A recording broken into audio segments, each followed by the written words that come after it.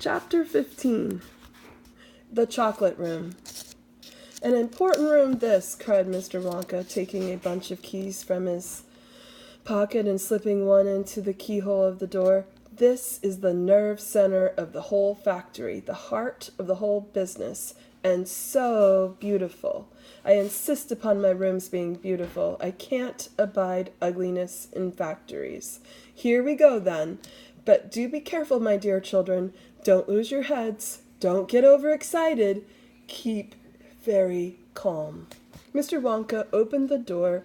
5 children and 9 grown-ups pushed their ways in, and oh, what an amazing sight it was now met their eyes. They were looking down upon a lovely valley. There were green meadows on either side of the valley, and along the bottom of it there flowed a great brown river. What is more, there was a tremendous waterfall halfway up along the river, a steep cliff over which the water curled and rolled in a solid sheet, and then went crashing down into a boiling, churning whirlpool of froth and spray.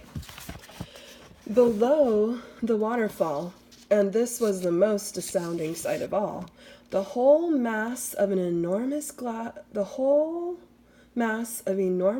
pipes were dangling down into the river from somewhere high up in the ceiling. They really were enormous, those pipes. There must have been a dozen of them at least, and they were sucking up the brownish muddy water from the river and carrying it away to goodness knows where.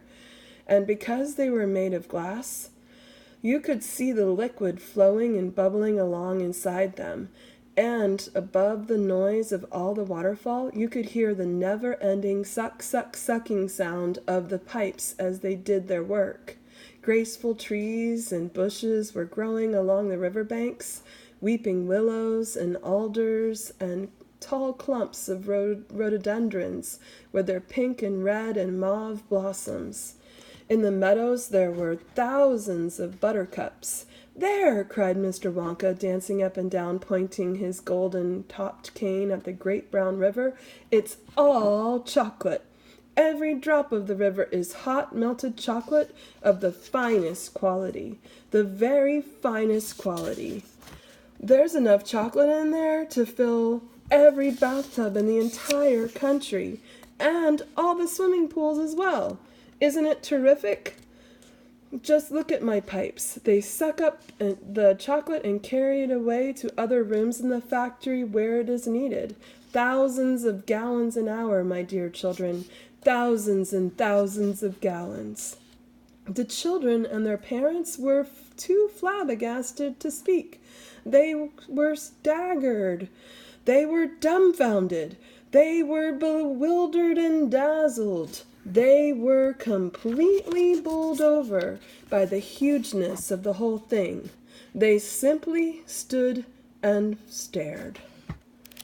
And just to show you again, there's the picture of the waterfall and Mr. Wonka pointing at the waterfall and the chocolate river.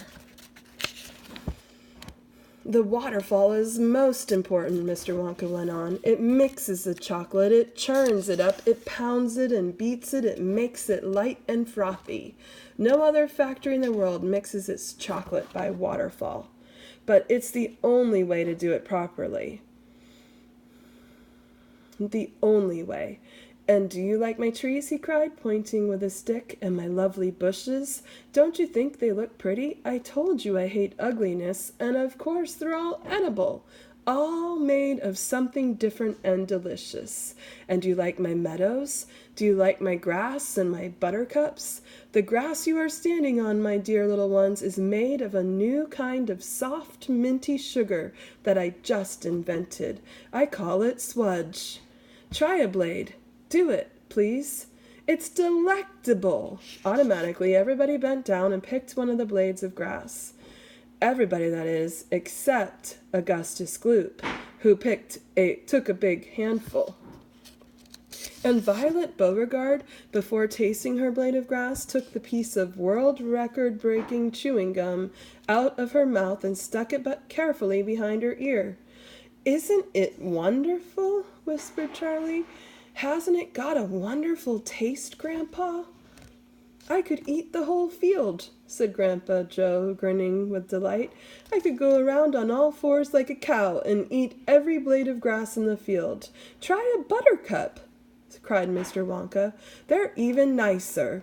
Suddenly the air was filled with screams of excitement. The screams came from Veruca Salt. She was pointing frantically to the other side of the river. "Look!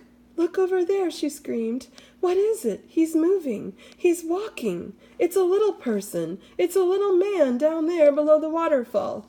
Everyone stopped picking buttercups and stared across the river. "She's right, Grandpa," cried Charlie. "It's a little man. Can you see him?" "I see him, Charlie," said Grandpa Joe excitedly, and everyone started shouting at once. "There's two of them! My gosh, though there is!" "There's more than two. There's 1, 2, 3, 4, 5. What are they doing? Where do they come from?" And there's the little people that the characters are talking about. Who are they? Children and parents alike rushed down to the edge of the river to get a closer look. Aren't they fantastic? No higher than my knee. Look at their funny long hair. The tiny men, they were no larger than medium-sized dolls, had stopped what they were doing and now were staring back across the river at the visitors. One of them pointed towards the children, and he whispered something to the other 4, and all 5 of them burst into peals of laughter. "They can't be real people," Charlie said. "Of course they're real people," Mr. Wonka answered. "They're Oompa Loompas."